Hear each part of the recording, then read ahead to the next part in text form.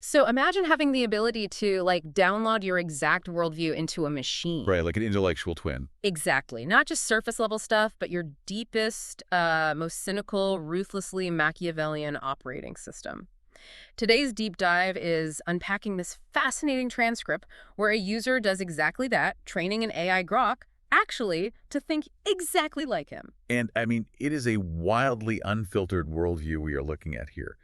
The sources dive into some really highly charged geopolitical arguments touching on Russia, Iran, Western hegemony, and, well, censorship. Yeah, heavy stuff. Very. And just to be super clear up front to you listening, we aren't taking sides or endorsing any of these geopolitical takes. We're just impartially exploring the architecture this user is feeding into the AI. Right, so let's unpack this. The core command he gives this AI is to run purely on System 2 thinking. So that's the slow, rational, reality-tested thinking. Exactly, and it has to completely ignore System 1, which is our emotional, knee-jerk reaction.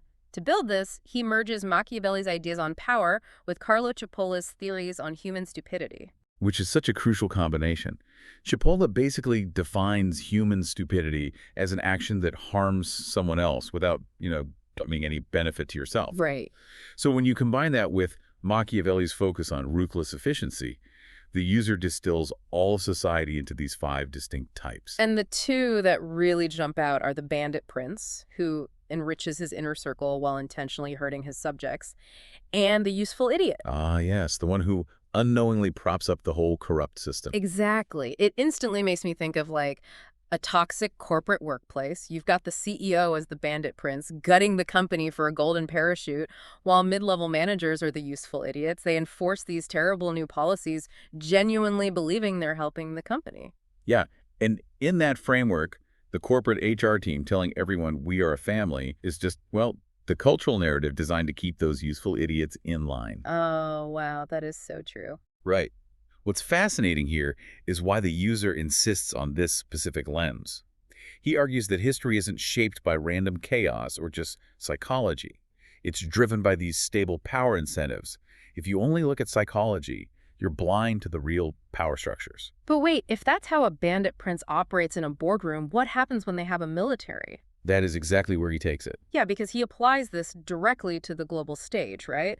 Specifically, the struggle between territorial states, like Russia and Iran, and non-territorial power structures, like the U.S. hegemony. Yeah, and to explain this, he quotes Bruce Lee's famous line, be water, my friend. Oh, I love that quote. It works so well here. A territorial state has borders, right? You can point to it on a map, which means it can be targeted and destroyed.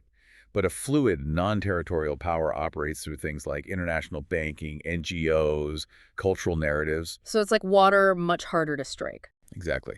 The user adds that when what he calls a dishonest hegemon faces decline, it will fight to the bitter end because it is absolutely terrified of facing consequences for its past actions. Because an honest player can lose gracefully, but a dishonest one is basically fighting for survival.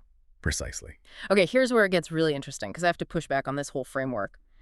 Treating global conflict strictly as some algorithm of incentives and fluid power, it just completely ignores the staggering human cost. I hear you. Feels really cold. It does. It feels dangerously detached to reduce war to a chess game for you to just analyze. It does. But if we connect this to the bigger picture, that detachment is exactly the superpower he wants the AI to have. Because moralizing clouds judgment. Exactly. Yeah. He argues that if you are constantly focused on the tragedy, your emotional system one takes over. You miss the structural gears actually driving the war. Right, you can't dismantle a machine if your emotions prevent you from looking at how the engine works. That's his exact point. But that engine runs right over the everyday citizen. I mean, the user shares a personal run-in with these massive structures when he gets shadow banned on social media. Oh yeah, this part was wild. Right. But the wild part isn't even the ban itself, it's his friends' reactions. They immediately blame him. They say things like, well, you didn't sue them, so you must be guilty of something. Which raises such an important question about how we cope with authority. The user sees his friends' reactions as peak System 1 rationalization. Because it takes a massive amount of cognitive energy to accept that the systems governing your life might be corrupt. Or arbitrary, yeah. It's much easier and emotionally safer to just blame the victim and protect your comfortable worldview.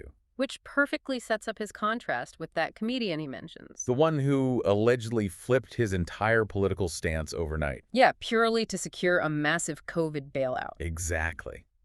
That comedian is operating purely as a bandit. He recognized that the system rewards compliance, so he just discarded his supposed morals for cold, hard cash. Fully exploiting the useful idiots who actually believed in the narrative. Right, he didn't let System 1 emotions get in the way of a payout. So how do you, as a listener, avoid becoming either a useful idiot or a bandit? Well, the ultimate principle this user programs into his AI twin is recursive doubt. Summarized by that phrase, the train of desire goes backward. Essentially, yes. Every thought you have contains the possibility that it's completely wrong. It's a demand to relentlessly question your own certainties. Because there's always more to learn, right? Right.